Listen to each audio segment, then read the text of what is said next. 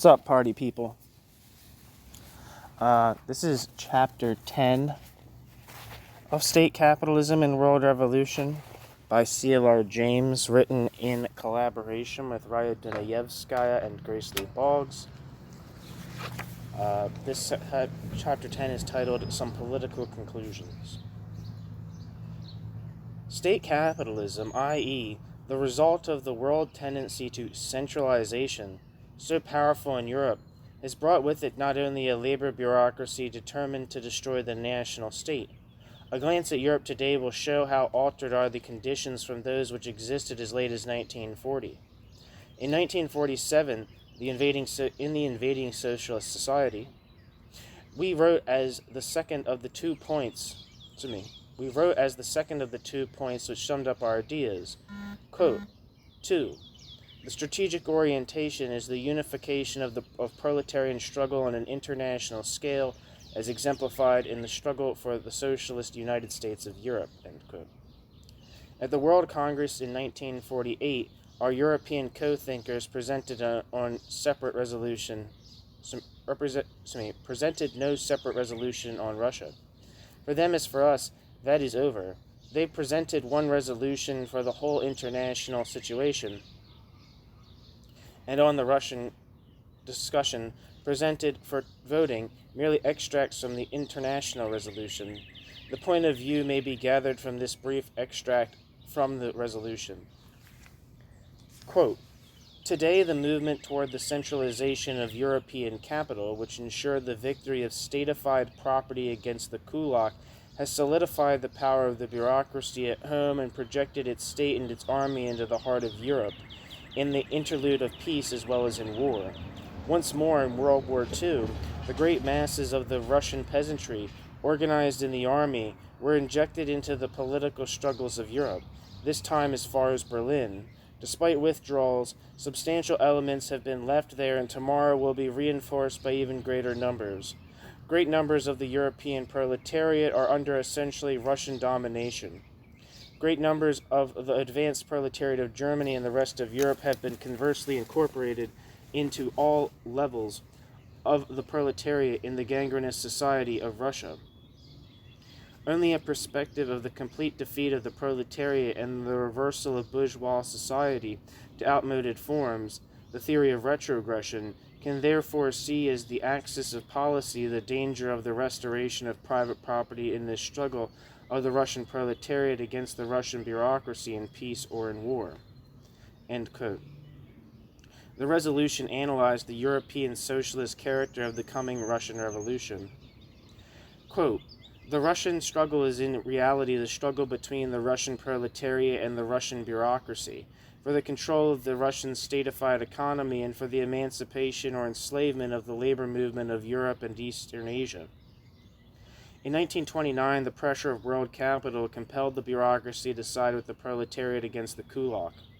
Today, the centralization of European capital and the penetration of the Red Army into the heart of Europe has thrown into insignificance the danger of the kulak restoration. The Russian proletariat and the masses of peasants organized in the Red Army have become an integral part of the concrete struggle on a European scale for the revolutionary seizure of power and its uninterrupted transformation into socialist revolution. The task today and tomorrow is the integration of the European proletarian revolutionary forces, particularly in Eastern and Central Europe, with the Russian proletariat.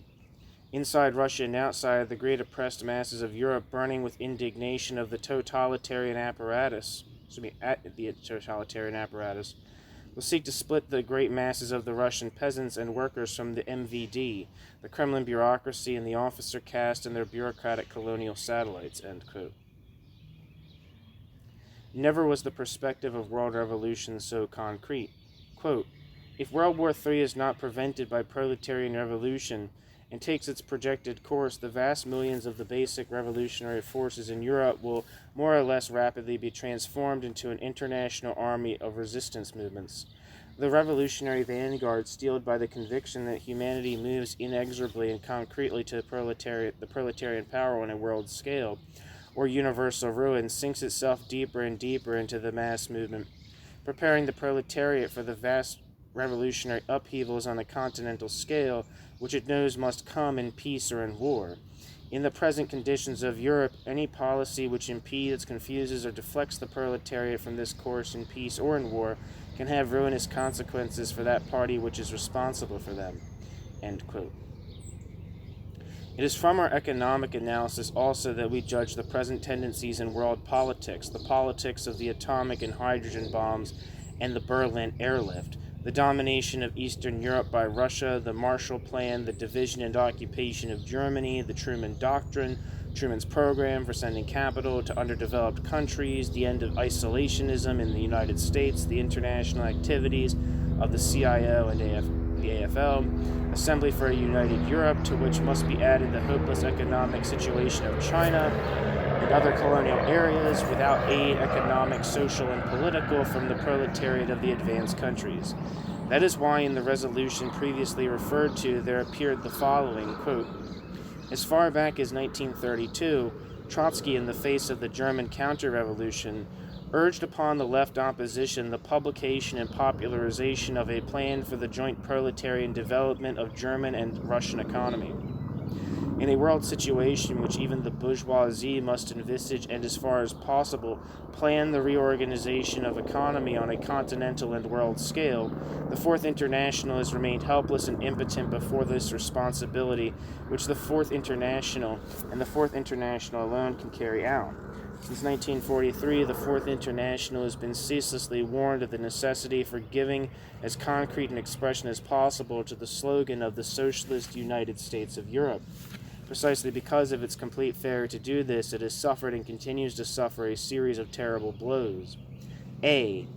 The Fourth International has allowed the bourgeoisie and the Stalinist bureaucracy to take the initiative by a spurious counter-revolutionary but at any rate concrete, quote, internationalism, end quote. B. It leaves the European proletariat politically disarmed before the vigorous theoretical and practical intervention of the American bourgeoisie and the Kremlin in every aspect of the European economy and politics. C.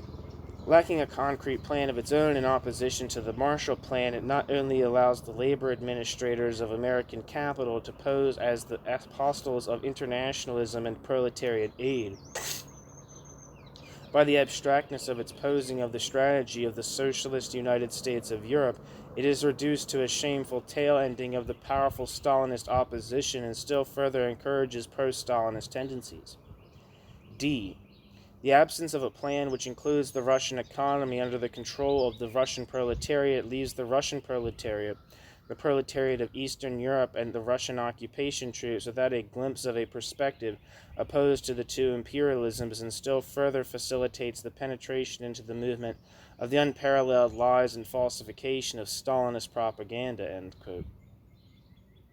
The resolutions stress the interpenetration of imperialist and civil wars in our epoch in Europe, Asia, and Africa, and warn that only the concrete strategy of coordinating the revolutionary actions of the oppressed masses across national lines would advance the proletarian revolution. Quote, "Is the task of the Fourth International carefully to watch each concrete situation and to safeguard the proletarian vanguard from committing itself to support of the Russian regime or to opposition movements, disguised as national movements which are in reality agents of American imperialism, without missing one opportunity of tactical support of any section of the oppressed masses in its concrete struggle against oppression? The Fourth International bases its policy on the concrete stage of development and strives in peace as well as in war to unite the revolutionary elements in both camps. In areas like Eastern Europe, the objective situation demands that the workers base their revolutionary policy on the unification of the oppressed masses in both the oppressing and oppressed countries against the oppressing powers. The same basic strategy must guide the Fourth International in Korea and Manchuria." End quote. The resolution included a special warning on colonial revolutions in our epoch. Quote, "The experience of China indicates the economic perils of colonial revolution in the age when the export of surplus capital has practically come to an end. After nearly 40 years of unceasing civil war, the economy of the country is falling to pieces. The socialist economic reconstruction of China, integrated with the industrial potential of Japan and Manchuria, must form the fundamental theoretical basis of the struggle against the native bourgeoisie and the imperialism of the U.S. and Russia, vast revolutionary movements in Africa and historical and geographical conditions similarly link the struggle for the socialist United States of Africa to the European and world economy." End quote.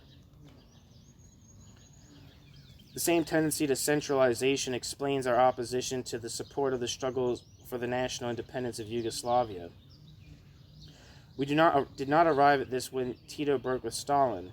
In 1947, in the invading socialist society, we explained with great care why, for Poland, Czechoslovakia, Yugoslavia, Romania, and Hungary, the struggle for national independence since World War II is an illusion and cannot fail to have reactionary consequences. The same centralization, state capitalism, and the capitalist bureaucracy it brings also determines what was expressed as follows. Quote, "In France and Italy, any movement of the masses brings them immediately into direct conflict with their own leaders as rulers or direct representatives of the government. The simplest of the immediate demands concerning the high cost of living or the right to strike become questions of state policy and continually pose before the workers the fundamental question of state power. Thus, the social structure of state power and statified production places the workers in a situation where any determined struggle compels them to face the problem of creating their own organization in order to bring pressure upon, and if necessary, to break the power of the labor leadership as virtual functionaries of the existing government, ... Every crisis of production, whether resulting in increase or decrease of wages, becomes merely an opportunity of the bourgeois state, behind constitutional forms, to limit and circumscribe the most elementary rights, right to strike, etc., of the masses. Thus the struggle for democracy, particularly in advanced countries, is no longer the struggle for the extension of popular rights. Liberalism is now the advocate instead of the enemy of states. ... Thus, in the statified production, the constant struggle for democratic rights becomes the struggle for militant independent mass organizations by which the workers can mobilize themselves to bring pressure upon, control, renew, and ultimately overthrow the trade union bureaucracy and the labor leadership on the road to the proletarian revolution.